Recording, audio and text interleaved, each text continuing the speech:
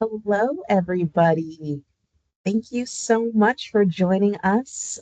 We are going to wait just a couple of moments to allow folks to continue to filter in for those lucky folks who join us live today.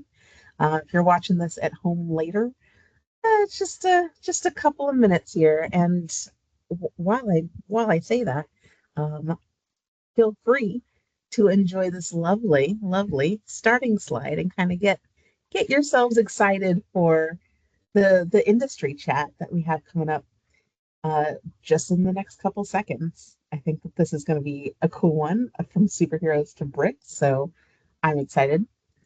But with that, my name is Jenna Quinn, and it's my pleasure as the Assistant Director of Alumni and Affinity Engagement to welcome you all to this edition of the 49er Industry Chat Series. Just a couple of housekeeping items before we begin. We just need to let everybody know that this session is being recorded. And so, really, all that that's going to mean for you is that this will be available to you on our website at www.csulb.edu/alumni. So you can feel free to watch it again or share it with a friend or a colleague or anyone else, maybe in the hospitality industry, that you think might get a good something good out of this. And so since this is a webinar format, for those of you who have joined us live today, feel free to submit any questions that you have using the Q&A box at the top of your screen. And we'll make sure that those questions get relayed to our alumni speaker at the end there during our Q&A session. So another note is that, as you can tell, this might be a little different from the regular 49er industry chat promotions that you've seen. In recognition of Mayor Rex Richardson's Grow Long Beach initiative.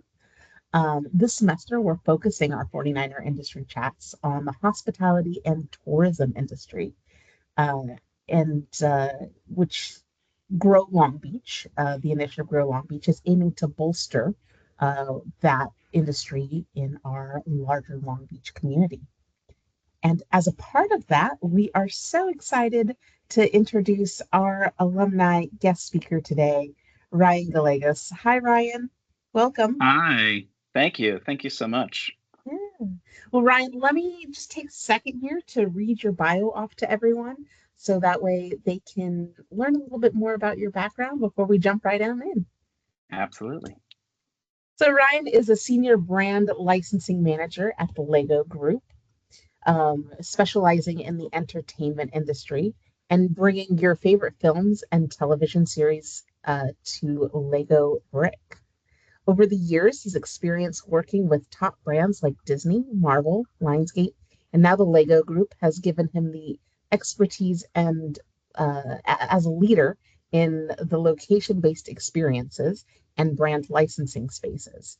He is a fan at heart and works towards ensuring that every engagement with your favorite brand is true to its nature and something that you enjoy for years to come. Ryan, I'm gonna stop sharing. Thank you so much for being here. I'm excited. I'm excited to show that for you to show how wide-reaching this industry is and how many different avenues that exist for you to really share your story. So thanks for being here and take it away. Thanks again. It's very exciting to be a part of this series. I know there's been a lot of opportunity to kind of give back to the Alumni Association and having several of us talk or give back. And it's really exciting for me to be able to do that. Cal State Long Beach was a great place for me. So happy to have this conversation. Without further ado, then, I have a little bit to show you. There's some cool stuff that I kind of want to talk about. Hopefully, some of it gives you information about the industry, about location-based entertainment, and particularly about kind of the hospitality industry, as I've been doing this for over 20 years. So it's been quite a ride. and I will just leave it at that for a moment. So I'm going to share my screen, and here we are. So, although we are looking at the idea of from superheroes to bricks, the true meaning of it is kind of the identifying the building blocks of experience. And part of that comes from not only your education, but from taking those building blocks and building your career to what it can be and what you really want it to be. Part of this is also kind of the additional added note of experience being something that people want to experience, and experiential marketing or experiential immersion through hospitality. So without further ado, I hope you enjoy. I started at Cal State Long Beach several years ago in 2002 at the turn of the century. But the big part of this was that Long Beach was my first choice of school. There were a couple reasons. Both my parents had some time at Cal State Long Beach, whether it was 3 semesters or 1 semester. But I was actually the first one in my family to graduate from Cal State Long Beach. What drove me to Cal State Long Beach was my hopes of becoming an actor, interestingly. I was immediately driven to the theater program. It had a great reputation, included an off-campus theater in downtown Long Beach. But it was something that was truly going to be where I could find an actual basis in acting. Now, I was in a handful of productions, and I shared the stage with some incredible talent. The program was all-encompassing and included acting, directing, stage management, backstage technical work, design, and production. But it really gave me some of those true building blocks of storytelling. Now, outside of theater, some of my favorite memories at the beach were classes like astronomy and public speaking, understanding religion, and bowling. Yeah, bowling. That was one of my funnest classes. But like many students, I found myself working at one of the local entertainment destinations where I could put my acting chops to the test: Disneyland. Now, although I started my career in park merchandise, I worked in every store in Disneyland. I ended up making my way to guest relations. In guest relations, I had to learn a little bit about every aspect of the park, from attractions to security, from foods to custodial. Now, this allowed me to understand every element that guests experience in order to be a best guest service person that I could be. Now, the job included everything from lost and found, answering phones, general information, handling complaints in City Hall, but of course, guided and VIP tours. The tours were really the great way that I could show some of my craft and hone in some of my acting skills, but it was also a way that I could truly understand storytelling. I even wrote one of the guided tours, the Happiest Haunts tour, the Halloween-themed tour that went around Disney California Adventure and Disneyland. But one of the most special parts of being a tour guide was being a VIP tour guide. On special occasions, there was no script, and I had to represent the Disneyland Resort to dignitaries, executives, and yes, even celebrities. You never know who you were going to get on tour. Perhaps you might even land up on some publicity sites that call you the Disney Goon and Indiana Jones. But it was also a way where you could meet a lot of really interesting people, including different executives across the industry. It was something that you had to really showcase your best, show complete professionalism, and prove that you can be a valuable asset. And luckily, on tour, I was able to meet an executive at Marvel Studios with the opportunity of a lifetime. At the time, Marvel had just released Iron Man 2, and I came in as the office manager. Now, in that role, I got to know, again, a little bit about every aspect of the studio, everything from development, production, post-production, marketing, animation, games, and a whole lot more. But through that, I really developed relationships. And that led me to a new area called promotions marketing, where I found new ways to reach fans by partnering with major brands that aligned with films. Now, promotions marketing often involved red carpet activations, pop-up events, coordinated campaigns, and I learned some of my core skills of partnership management and relationship building. I also became part of the core team that managed the Marvel booth at San Diego Comic-Con. Part of what that did was allow me to really build in true experiences for fans to interact with the brand physically in person. But that wasn't the end of it. Pretty soon here, the Walt Disney Company decided that they really wanted to bring Marvel into the Disney theme parks and its experiences across the globe. But they didn't really have anybody who understood the Marvel brand. And Marvel didn't really have a lot of people who could speak the same language as theme parks, experiences, and hospitality. Luckily, I did. And I raised my hand, and I became the official liaison to Walt Disney Imagineering. I worked on some pretty cool projects.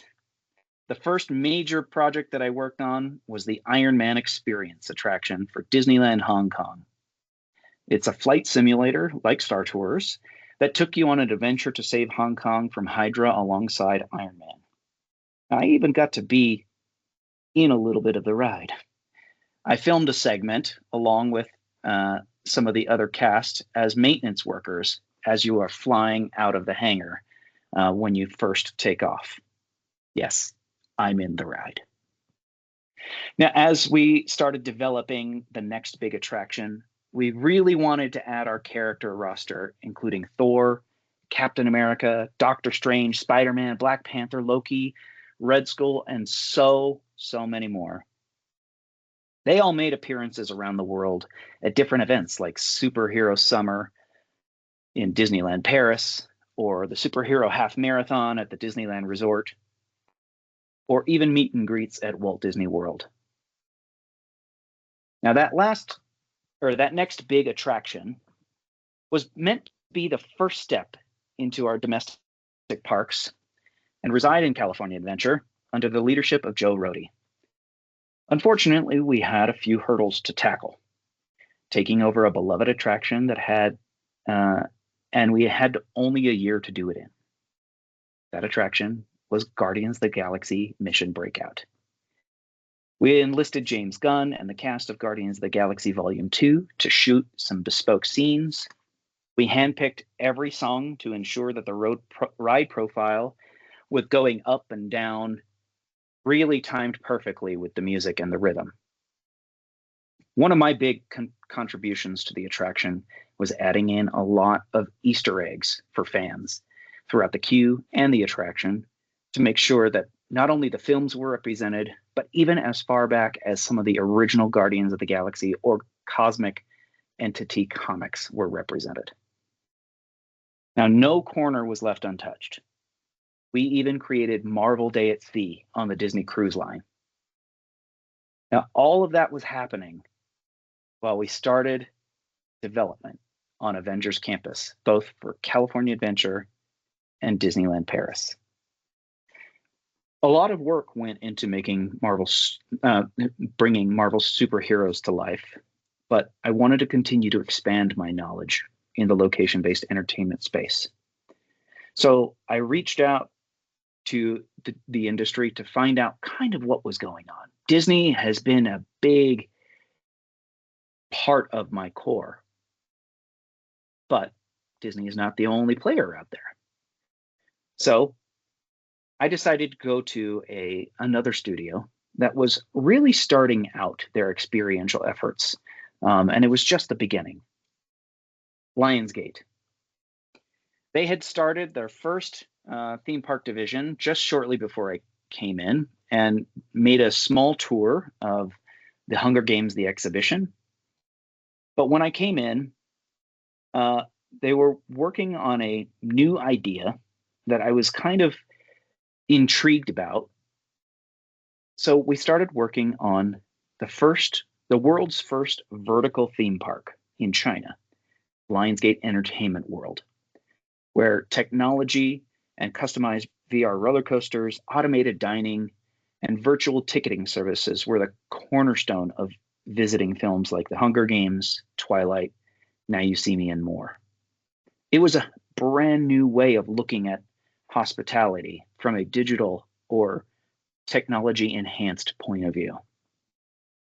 We also partnered with Motion Gate Dubai to create an immersive zone with 3 distinct areas for the Hunger Games, John Wick, and Now You See Me, with incredible thrill coasters. In the US, we took the Hunger Games, the exhibition, and gave it a permanent home in Las Vegas at the MGM Grand. You can still go visit it. But we also worked on a lot of different eventized spaces like Dirty Dancing Weekends in Virginia that gave fans a little bit closer of a look into making of the films. One of the other projects that I started working on in Vegas made me the horror representative of our team because I soon became the person partnering with Universal Halloween Horror Nights and opening 3 different horror themed escape rooms based on Saw, House of a Thousand Corpses, and The Blair Witch.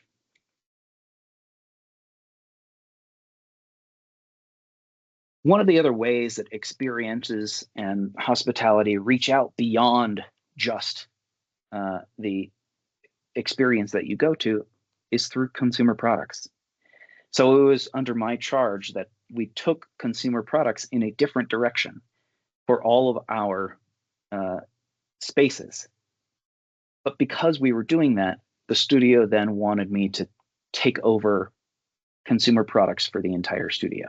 And we helped create dedicated places for fans to go when they want to get their favorite merchandise. Everything from John Wick to Saw to the reemergence of Twilight was a way that fans could truly interact with their favorite brands. Now, of course, what that did was allow me to expand in different ways on being able to reach those fans in these new and innovative spaces. So I took that experience and helped to build more engagement through building with Lego bricks. Now, as the licensing lead for entertainment, I work with all of the major studios to help them bring their films and TV series to Lego's unique sense of play. Now, I work across all areas of the business, including bringing in IP, product development, marketing, experiential with our Legoland parks, and content. A lot of the recent campaigns that I've helped to launch were Lego Wednesday, Lego Jaws, Peppa Pig, and Wicked. With Wicked, we had a fully integrated campaign with Universal Studios that included a massive big build on the red carpet, or green carpet, as you might be able to see, takeovers of some of our Lego branded retail locations, not only in the US, but in Australia and in several other locations around the world, and a special spot on the Today Show. A couple different projects that I've also been working on lately have been the newly announced Bluey and One Piece. So a lot of things are coming in together. Hospitality and the location-based entertainment industry has really thrived because it gives people a sense of escapism where they can leave their daily lives, go to a wonderful world where their guest service is top notch, where superheroes exist, and worlds can be built out of bricks. Now, I've tried my best to always make that happen. And I hope that some of my experience might be able to lead some of you to also wanting to create some of those memorable experiences for others. So with that, I hope you got a little bit of my experience, and I will open it up to some questions. Yeah. Oh my gosh, Ryan, that has been so cool. I got to give that huge shout out to that picture that you had right there with the Jaws. Jaws, CSULB, it's a whole thing. So that is so cool. And personally, I'm a huge fan of Wicked, so that was also very cool for me. But yeah, no, I mean, I think that right, the one of the things that kind of sticks out to me is this idea that you were able to take the experiences that you had and the drive that you wanted to be in the entertainment industry, right? You wanted to be an actor, and it just kind of took you in a whole different direction. I mean, could you imagine when you first started your career and you were first doing those VIP tours, could you imagine the path that you ended up on? I had no clue, to be honest. I truly thought that I was going to continue with trying to pursue acting, but ultimately that led me to wanting to just be a part of storytelling, and being on a studio side really helped me to do that. That's one of the questions that my wife always asks me whenever I have a moment of stress is, Ryan, why don't you reimagine what it was like when you were 12 and you met yourself today to talk about the different experiences you've had? Wouldn't he think that was pretty cool? And yeah, it has definitely been some really awesome experiences and things that I've been able to work on. But in no place did I think that this is where I would be. Oh, for sure. I think that's really, one of the great things that, you know, a degree from the beach, right? It can take you in all different kind of directions, which I think is so cool. But you got that first start from, honestly, I'm gonna call it like networking, right? How important would you say that like networking is in your field? I know it's um, definitely a very interesting and very specific field, a very specific part of hospitality. But how important has it been for you? It's been extremely important, and they say that entertainment is the smallest big industry out there for a reason, because it is all about networking, and everybody knows everybody. It doesn't matter what studio you're at. It doesn't matter what experience you're trying to build.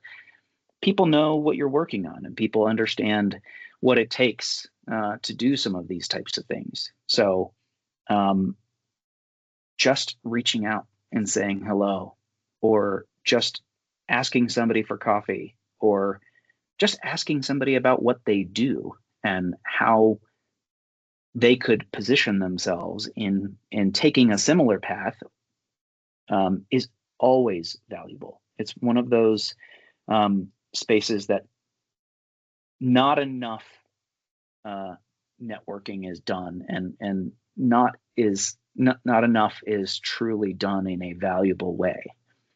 Um, but interest is always one of those things that drives networking.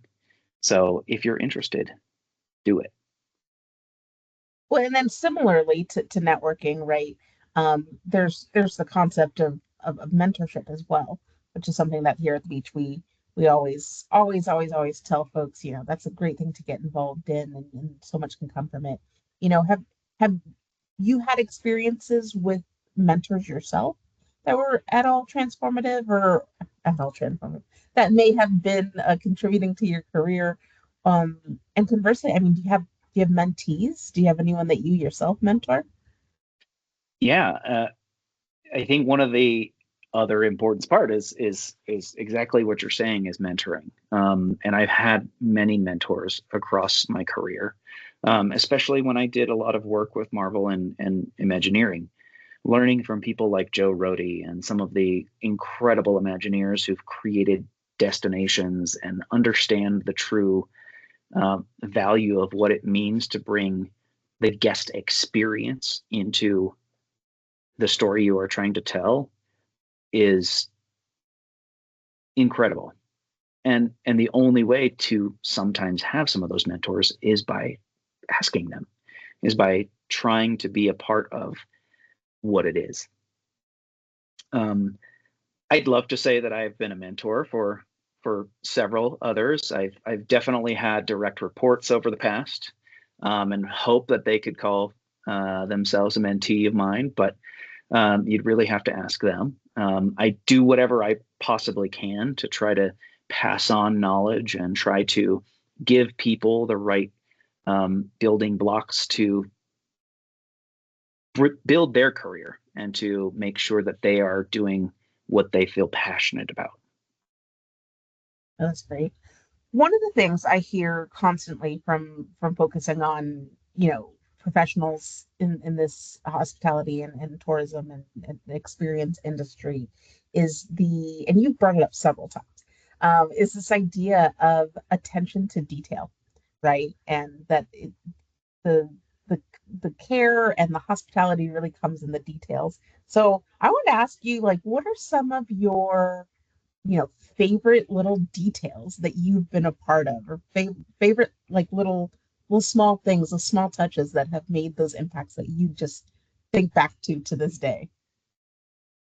Yeah, details are extremely important because they can make or break someone's experience. It is one of those things that will that can blow somebody's mind and give them the true uh, emotional impact that you are hoping to get across. But it can also be disappointing if those details are not quite seen. One of the favorite things that I have loved being able to work through is as I mentioned, the Saw escape in Las Vegas has a really unique little piece that if you there's a test where you essentially have to put your hand into a garbage disposal, and that's scary in and of Yeah. itself.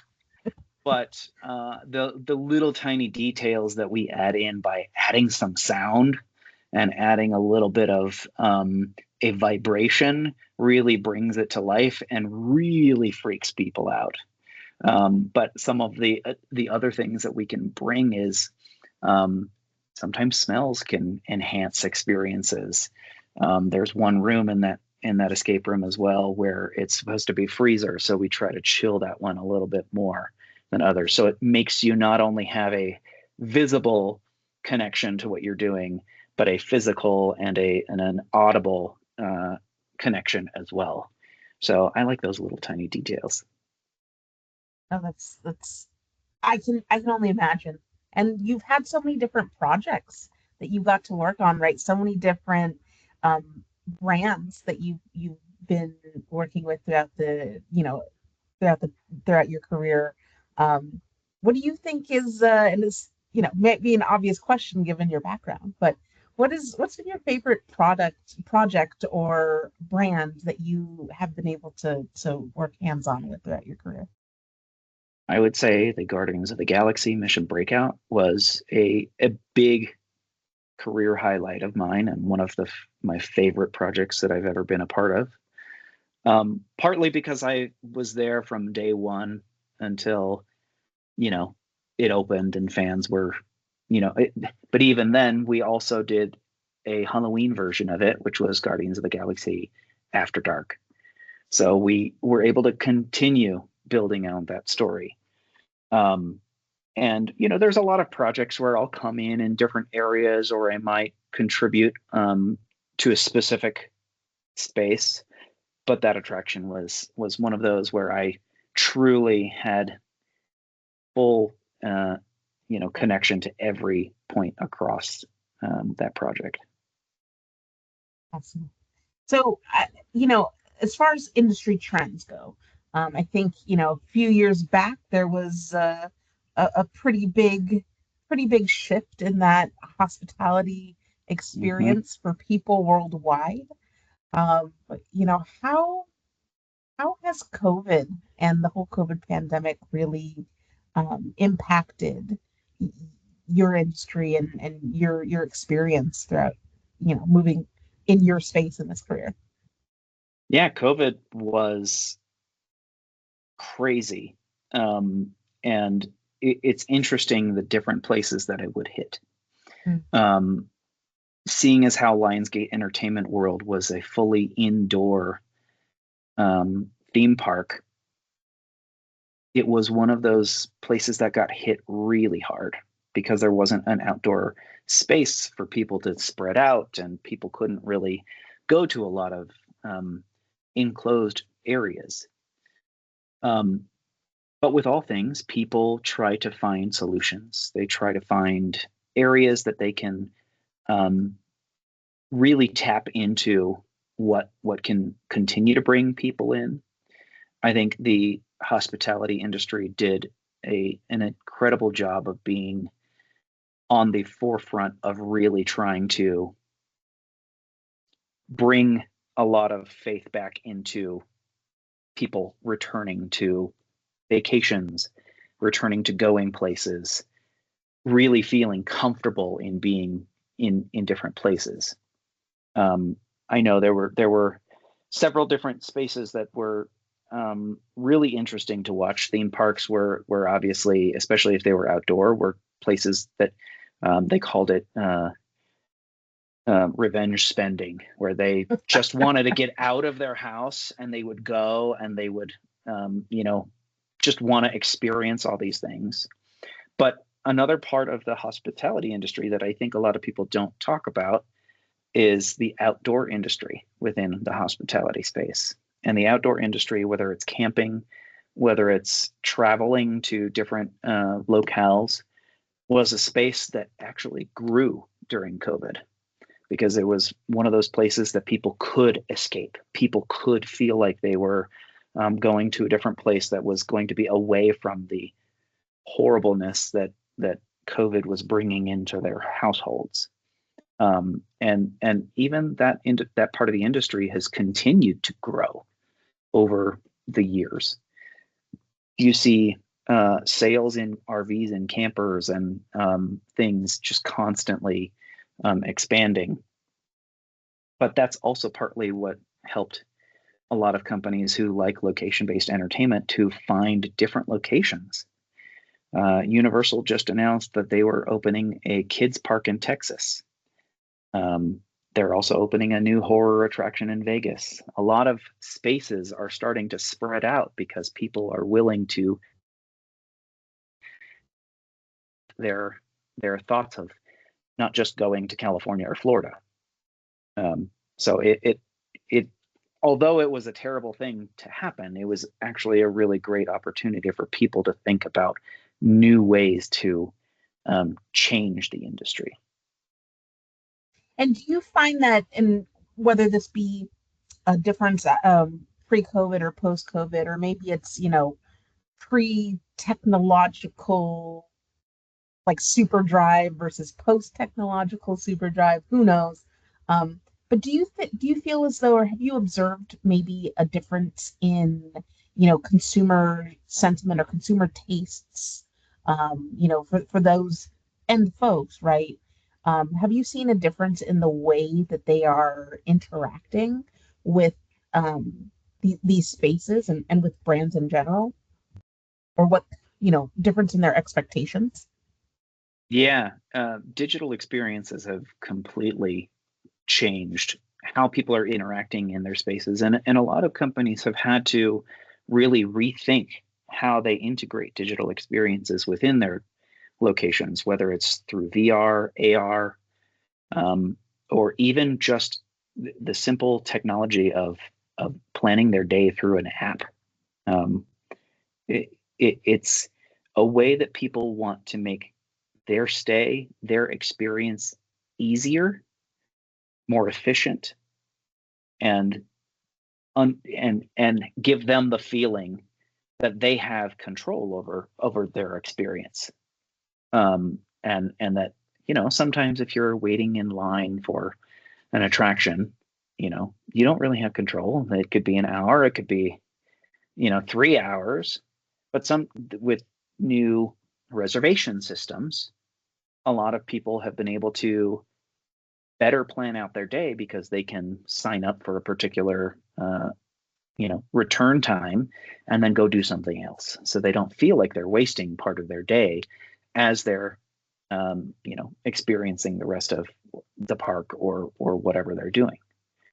AR is also a very big space where technology is really starting to develop more within hospitality, whether it's helping with signage, whether it's giving people an opportunity to use their own devices to be able to get more information, to be able to go directly to a site by just scanning a little thing, or a little video might pop up.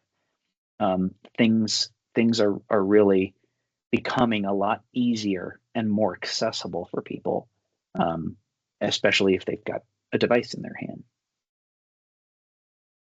So, what would you say is the most challenging part of your position now? The Interestingly, the biggest challenge for me is time zone. I'm here in Los Angeles, whereas the Lego Group is located in Denmark. So a lot of what we do is focused in Denmark, and the development and product is all managed there, and our marketing campaigns are all kind of brought together there. But because I'm part of the larger entertainment industry and tap into our studios, it's more beneficial for me to be here in Los Angeles. So time zone is really the toughest thing for me. But I think the other thing is, especially with the Lego Group, everybody wants to have their favorite movie, favorite TV, video game developed into Lego. We can't do everything.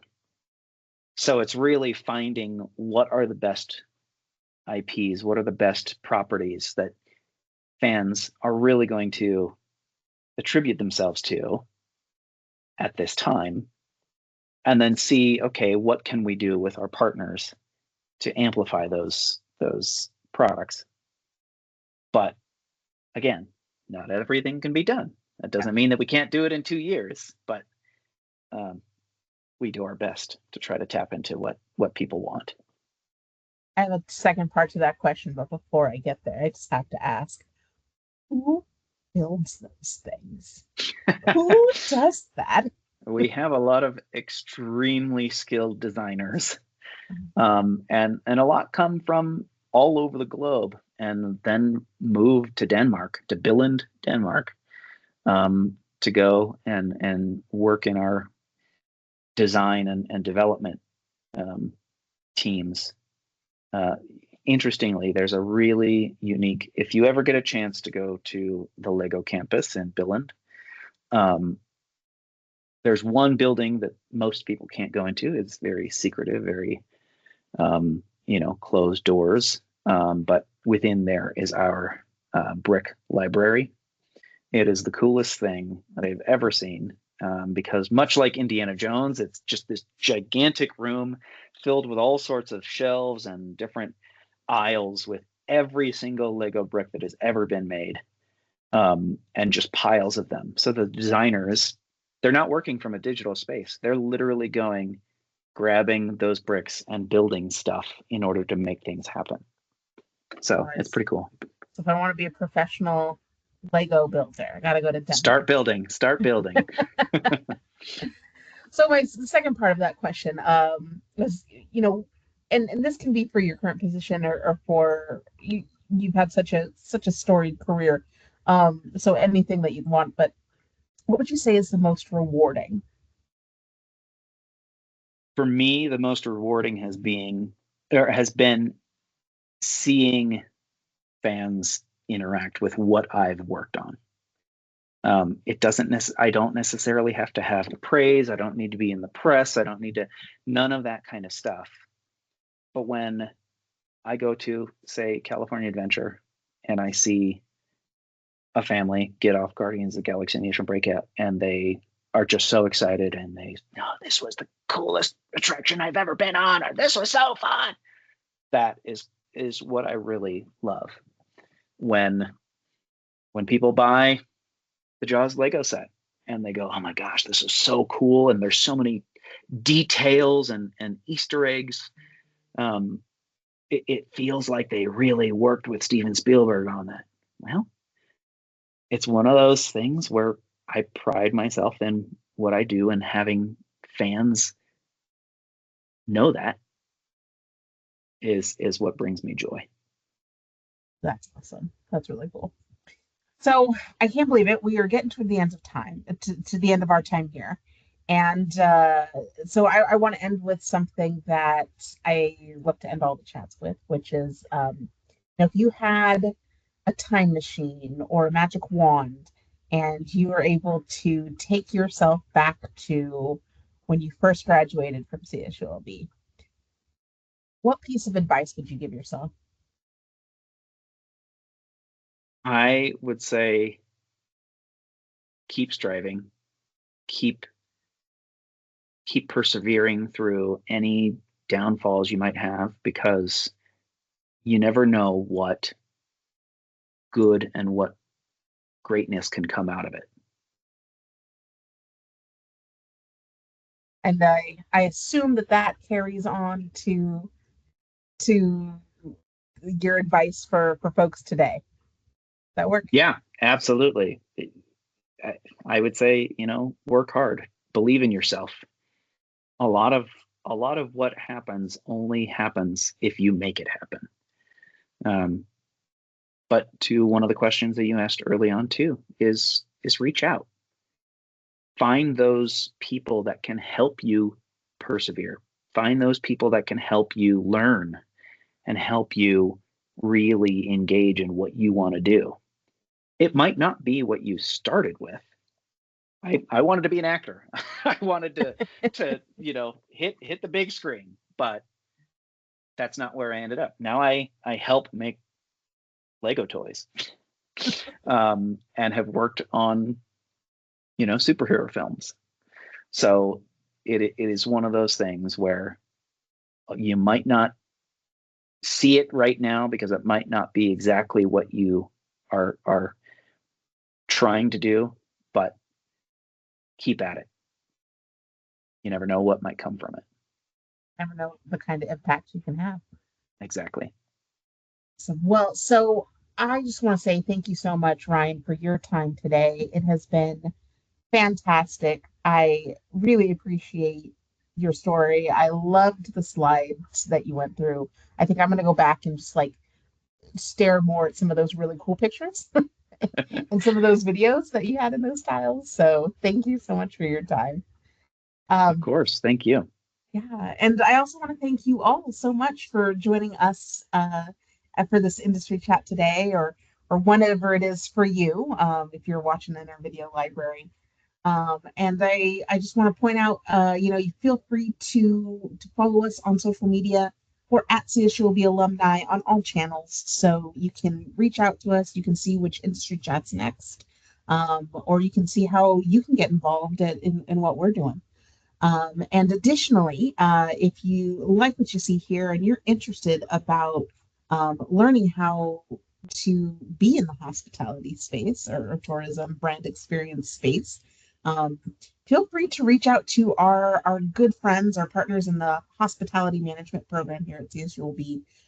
This is a major, man. This is a whole thing that we do here. So if this is speaking to you, reach out to our friends, hospitality management at csulb.edu. They'd love to talk to you about everything that they're doing and all the classes that they have for you. So thank you all so much, and I look forward to chatting with you later. Have a good one. Bye-bye. Thank you.